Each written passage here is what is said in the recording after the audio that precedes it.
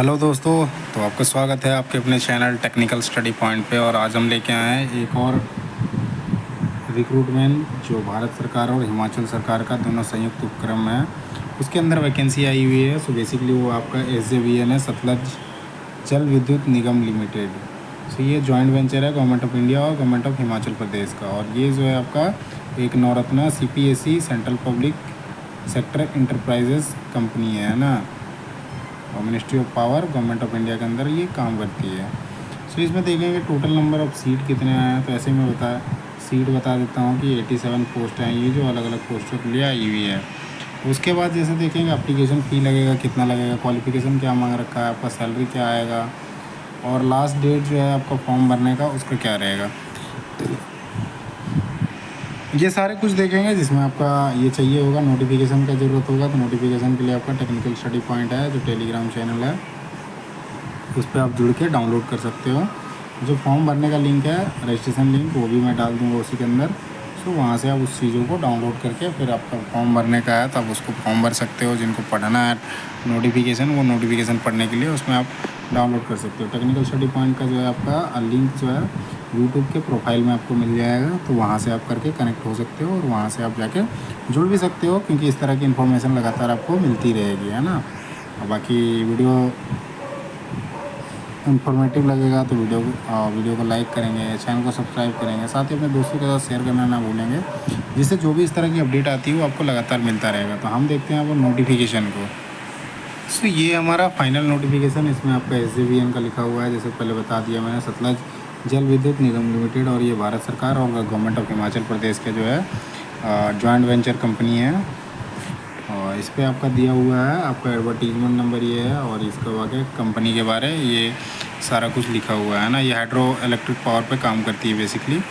और इसका बिज़नेस जो है कहाँ कहाँ पे जाता है, जैसे सतलज का जो कैपेसिटी जो है टोटल 2968 मेगावाट का है, और ये जो सप्लाई करती है, इसका फुटप्रिंट जैसे दिया हुआ है, बिजनेस फुटप्रिंट हिमाचल में तो है ही, उत्तराखंड हो गया, बिहार हो गया, महाराष्ट्र हो गया, उत्तर प्रदेश, पंजाब, गुजरात, अरुणाचल प्रदेश, राजस्थान, असम, उड़ीसा, मध्य प्रदेश, और जो नेबरिंग कंट्री है वहाँ पे भी ये सप्लाई करती है ना।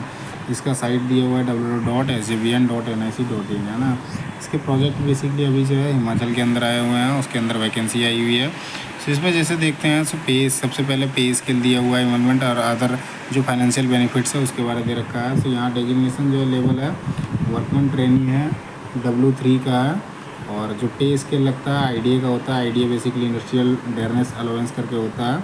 इसमें बेसिक पे जो रहेगा 21,500 रुपया, और एनुअल इंक्रीमेंट है 3% का। इस पर आपका 21,500 का 3% हर साल मिलेगा। अलाउंस में क्या क्या मिलेगा, अलाउंस में जैसे आपका बेसिक तो आपका है ही, साथ में आपका IDA मिलेगा, इसमें 35% IDA फिक्स होता है।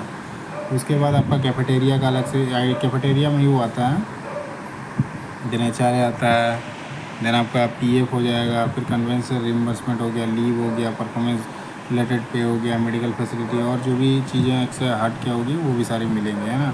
1 साल का इसमें ट्रेनिंग है। ये जो है आपका परमानेंट बेसिस का है ना, वर्कमैन लिखा है, लेकिन इसमें क्या है, टाइम पीरियड जो है इसमें ऐसा कुछ नहीं है।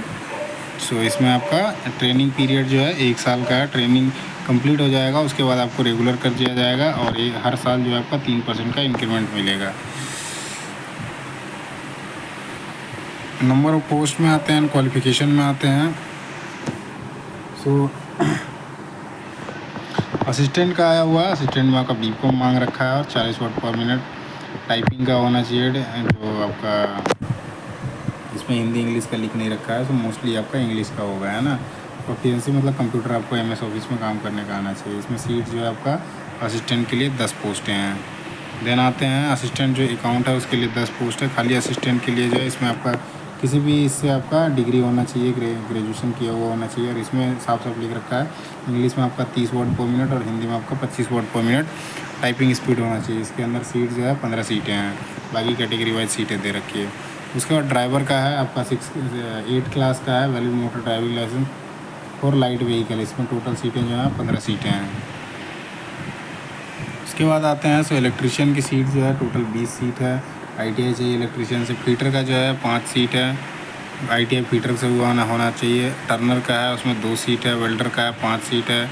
स्टोर कीपर के लिए जो है आपका ITI मांग रखा है, फिटर हो, इलेक्ट्रिशियन हो, मैकेनिक, मशीन टूल मेंटेनेंस हो गया, मशीनिस्ट हो गया, instrument mechanic, lift and escalator mechanic, CNC machining technician हो गया, small hydro power plant technician या विंड प्लांट टेक्नीशियन जो भी हैं, इसके लिए स्टोर कीपर के लिए एलिजिबल है। इसमें टोटल सीट जो है वो 10 सीटें हैं। देन आते हैं सर्वेयर पे आपका जो है ITI चाहिए सर्वेयर से ही, इसमें 5 सीटें हैं। इस तरह से टोटल सीटें जो है आपका टोटल 87 सीटें हैं ना।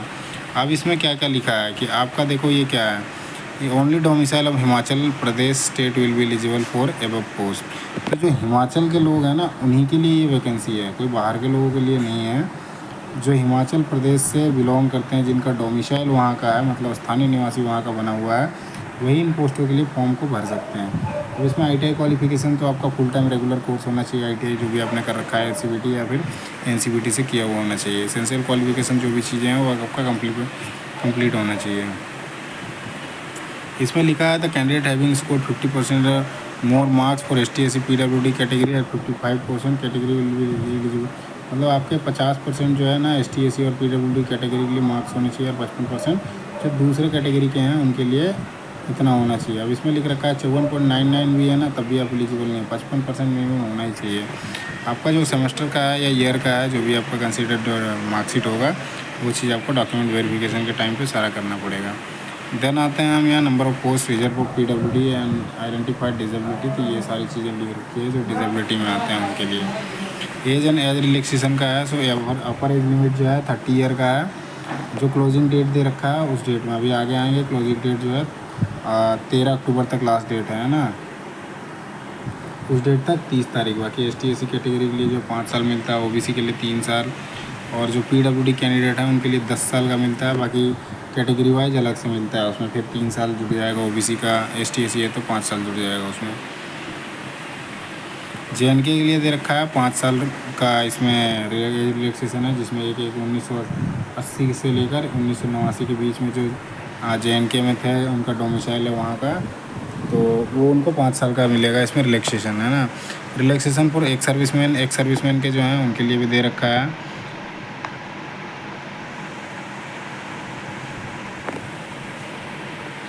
देन आपका जो candidate belonging to project affected family, तो मतलब जैसे SJVN सतलज जल विद्युत निगम के जो प्रोजेक्ट जहाँ जहाँ बनाए गए हैं वहाँ पे जो अफेक्टेड लैंड जैसे हुए हैं, उससे रिलेटेड जो फैमिलीज़ हैं, उनके रिलेटेड जो लोग हैं, उनके लिए दे रखा है कि वो 45 साल तक एज तक का वो आदमी वहाँ पे फॉर्म भर सकता है ना।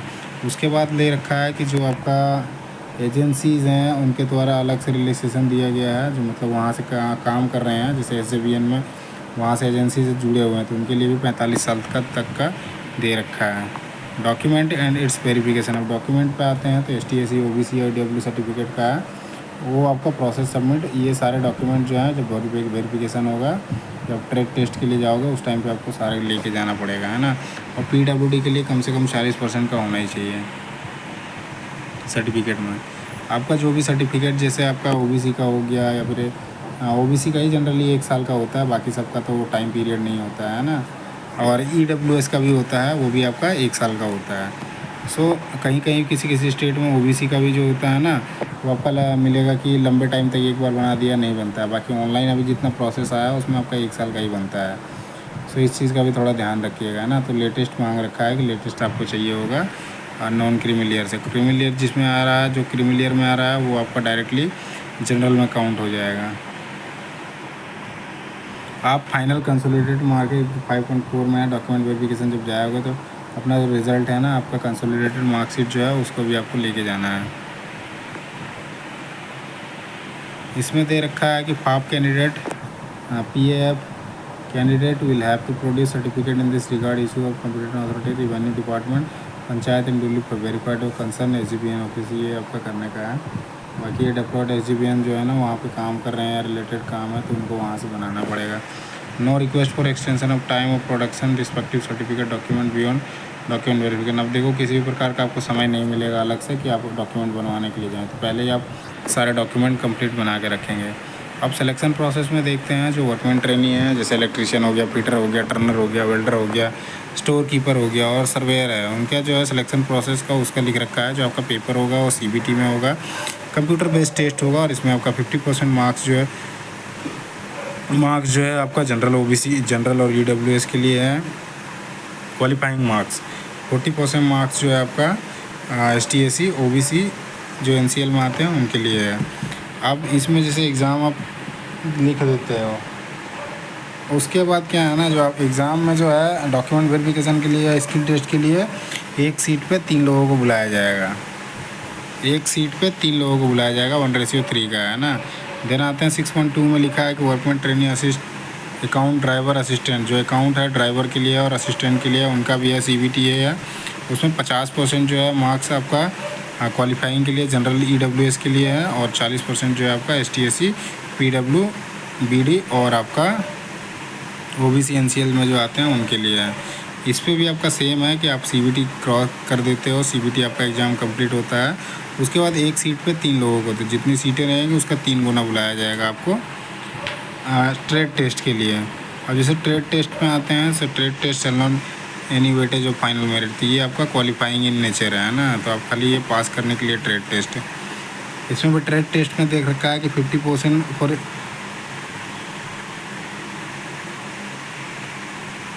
सही है आपको, बाकी क्वालिफाइंग का ही है तो क्वालिफाई हो ही जाओगे है ना। मेन पेपर का आपका देखो for the post of assistant trainee हो गया, कैंडिडेट पास 1 फॉर द। अब इनमें क्या है ना, असिस्टेंट ट्रेनी के लिए असिस्टेंट जो अकाउंट था उनके लिए तो खाली इंग्लिश में या फिर उसका खाली टाइपिंग का लिख रखा था, हिंदी इंग्लिश नहीं था। लेकिन असिस्टेंट जो ट्रेनी है ना उनके लिए जो है आपका असिस्टेंट खाली असिस्टेंट का पोस्ट है, उसके लिए हिंदी और इंग्लिश दोनों में लिख रखा है। इंग्लिश का है आपका 30 का और हिंदी में 25 वर्ड का पर मिनट का होना चाहिए एफिशिएंसी है ना, और एक्यूरेसी भी उसमें रखता है, तो पास करना ज़रूरी है। फॉर्मेट ऑफ CBT, अब जो CBT होगा कंप्यूटर बेस्ड टेस्ट होगा, इसमें आपका टाइम जो रहेगा 2 घंटे का रहेगा। टोटल क्वेश्चन जो रहेंगे 100 मार्क्स के रहेंगे और क्वेश्चन जो है आपका हिंदी और इंग्लिश में रहेगा।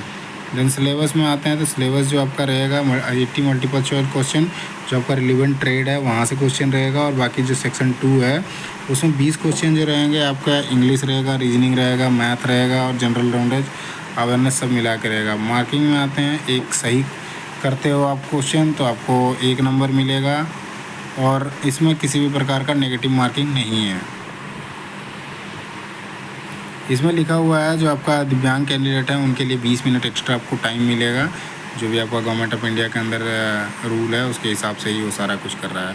अब आते हैं टेस्ट सेंटर में, तो टेस्ट सेंटर जो है आपका CBT जहाँ भी आपको होगा उसमें आपका हिमाचल प्रदेश के अंदर ही होगा, जिसमें आपका शिमला के अंदर होगा, मंडी के अंदर होगा, बिलासपुर होगा, सोलन में होगा, कांगड़ा होगा, हमीरपुर है, ऊना है, कुल्लू है और चंबा है।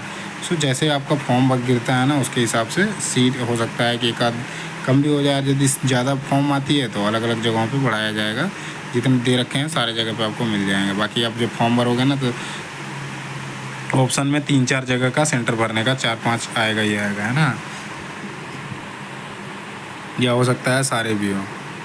देन आगे आते हैं फाइनलाइज ऑफ मेरिट लिस्ट, तो फाइनल जो मेरिट लिस्ट बनेगा उसके बाद दिया हुआ है कि जो भी वर्कमैन ट्रेनी है, electrician, fitter, Turner, welder, store keeper और सर्वेयर, इनका जो है CBT के आधार पर ही आपको डॉक्यूमेंट वेरिफिकेशन के लिए बुलाया जाएगा ना। CBT में जैसा स्कोर करते हो उसके हिसाब से, उसी के हिसाब से आपका फाइनल मेरिट भी बनेगा, क्योंकि जो आपका स्किल टेस्ट होगा या ट्रेड टेस्ट होगा वो क्वालिफाइंग इन नेचर है, मतलब पास करने का बस है। उसके बाद जैसे देखते हैं आप क्वालिफाइंग इन नेचर का मतलब 50% आपका उसमें भी चाहिए, 50% आपका होना चाहिए। जैसे कुछ नंबर का होगा 40 या 50 नंबर का यदि होगा ट्रेड टेस्ट तो उसमें आपको 25 नंबर, उसका लिखा हुआ नहीं है लेकिन कुछ ना कुछ नंबर का वो लेंगे, या फिर हो सकता है ऐसे ही खाली देख के मतलब जॉब देंगे बना के आप क्लियर कर दो। अब इसमें जैसे अकाउंट्स का है, ड्राइवर और असिस्टेंट का है, इनका भी उसी तरह के दिया हुआ है, जो आपका CBT होगा उसी के हिसाब से आपका फाइनल मेरिट बनेगा है ना। अब इसमें लिखा हुआ है जो 50% से कम लेके आते हैं ना मार्क्स जनरल या EWS में, या फिर 40% से कम STSC PW OBC, वो जो है पास नहीं माना जाएगा है ना, इम्पैनल्ड बोला जाएगा, मतलब इम्पैनल्ड मतलब उसको बाहर हो गया। 8.4 में लिख रखा है offer of appointment shall be issue in the candidate based on their relative rank in the merit list, तो जैसा आपका नंबर रहेगा, स्कोर रहेगा, उसी के हिसाब से आपका मेरिट बनेगा और उसी के हिसाब से फिर आपको अपॉइंटमेंट मिलेगा। 8.5 में लिख रखा है कि यदि आपका टाई हो जाता है, मार्क्स मतलब सेम आ जाते हैं, तो उसमें आपका कंसीडर करा जाता है, जैसे कि उम्र के हिसाब से सबसे पहले दिया जाता है। इसमें लिखा हुआ है कि seniority consider senior in merit है ना। बाकी older candidate will be consider senior in merit. तो एज का बोल दिया है। बाकी गवर्नमेंट के इंडिया के यदि एज सेम हो गया तो उस केस में आपका फिर नाम देखा जाता है, अल्फ़ाबेटिकल ऑर्डर देखा जाता है। वहाँ भी यदि सेम हो गया तो फिर मार्क्स देखे जाते हैं, ITI के, 10th के, 12th के, ऐसे करके देखा जाता है। देन मेडिकल फिटनेस में आते हैं। सो मेडिकल फिटनेस में आपका वही मेडिकल कराएगी, अदरवाइज आपको कहीं से दे देगा करवाने के लिए, है ना। देन आपका आ जाते हैं प्लेसमेंट का।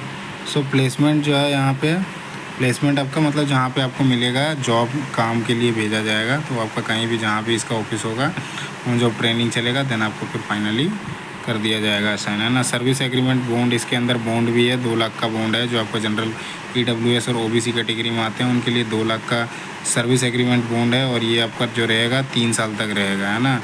और ST SC के लिए जो है 1 लाख का बॉन्ड है। अब अप्लाई कैसे करना है, तो अप्लाई करने के लिए आपका SJVN, ये तो बाकी मैं डाल दूंगा, वो तो कर सकते हो आप, है ना। तो थोड़ा बता देता हूँ कि आपका साइट दिया हुआ है www.sjvn.nic.in। इसमें नो अदर मोड दे रखा है, किसी भी प्रकार का दूसरा नहीं है। Other means mode of application shall be accepted, मतलब ऑनलाइन ही आपको फॉर्म डालना है, किसी और दूसरे तरह से आप नहीं कर सकते। उसके लिए आपका email ID, मोबाइल नंबर होना चाहिए, डिटेल, पर्सनल डिटेल आपको डालना है उसमें आपका। उसके बाद जो आपके फ़ोटोग्राफ्स होंगे, सिग्नेचर होगा, वो सारा डिजिटल फॉर्मेट में जाएगा। 500 KB तक का होना चाहिए, उससे ज़्यादा नहीं होना चाहिए। उसके बाद पेमेंट का है digital, debit card, credit card, internet banking या UPI से आप कर सकते हो, है ना। ST SC, एक सर्विसमैन और PWD के लिए किसी भी प्रकार का पैसा नहीं है। बाकी आप जो जनरल है, EWS है और OBC कैंडिडेट है उनके लिए 200 रुपया है, और साथ ही उसमें आपका 200 रुपये में 18% का GST लगेगा, मतलब 236 रुपया हो गया। बाकी इंपॉर्टेंट डेट देखते हैं, तो इंपॉर्टेंट डेट में है यहाँ पे। अच्छा, एक बार आप फॉर्म भर देते हो ना, तो आप उसको सबमिट करने के बाद किसी भी प्रकार का आप चेंजेस नहीं कर सकते हो। अब एग्ज़ाम इंपॉर्टेंट डेट्स में देखते हैं, तो 22/9/2025 को जो है ये रजिस्ट्रेशन का स्टार्ट हो गया, और लास्ट डेट जो है आपका 13/10 मतलब 13 अक्टूबर 2025 तक है। मतलब इसमें आपके 15 दिन के समय अभी हैं फॉर्म भरने का, आप जल्दी से जल्दी फॉर्म को भर सकते हो, है ना। जनरल बाकी कंडीशन दे रखा है कि 18 साल से कम नहीं होना चाहिए और हिमाचल प्रदेश का डोमिसाइल होना चाहिए। ये चीज़ पहले भी देख चुके थे। आप यदि किसी गवर्नमेंट ऑर्गेनाइजेशन में काम कर रहे हैं तो आपको NOC प्रोवाइड कराना पड़ेगा। बाकी ये जब आप पास कर जाते हो, डॉक्यूमेंट वेरिफिकेशन के लिए जाओगे, तो वहाँ पे आपको जो है ना TA जो है ना, वो आपको थर्ड क्लास AC मतलब या स्लीपर रेल बस जो भी होता है, तो वो आपको वो SJVN जो है वो आपको प्रोवाइड करेगा, है ना। बाकी चीज़ें देख लेते हैं, कुछ ऐसा इंपॉर्टेंट है तो condition for internal application, internal application का दे रखा है कि there is no age bar internal application, मतलब इंटरनल जो वहाँ पे काम कर रहे हैं उनके लिए कोई भी एज का लिमिट नहीं है।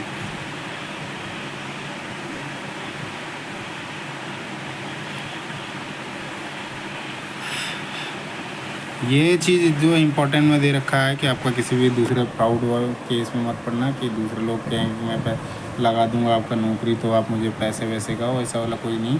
जो भी चीज़ें आपको है सारा ऑनलाइन आपको SJVN का वेबसाइट है, यहीं पे मिल जाएगा, है ना। रिसीविंग, डाउनलोडिंग जो भी चीज़ें हैं सारा कुछ यहीं से मिलेगा। बाकी इस वीडियो में इतना ही है। तो सारा हमने देख लिया जो SJVN के अंदर मांगा हुआ। कुछ चीज़ें मैंने छोड़ दी क्योंकि वो इम्पोर्टेंट नहीं थी। बाकी कुछ ऐसा डाउट भी लगेगा तो आप कमेंट में ज़रूर लिखिएगा, उसमें मैं जवाब दे दूँगा, है ना। बाकी आप नोटिफिकेशन तो आपके पास पड़ा रहेगा, तो आप उन चीज़ों से भी देखो। उसके बाद भी डाउट लगेगा तो ज़रूर कमेंट कीजिएगा। और बाकी वीडियो इन्फॉर्मेटिव लगे तो वीडियो को लाइक करें, चैनल को सब्सक्राइब करें, साथ ही अपने दोस्तों के साथ शेयर करना ना भूलें। धन्यवाद।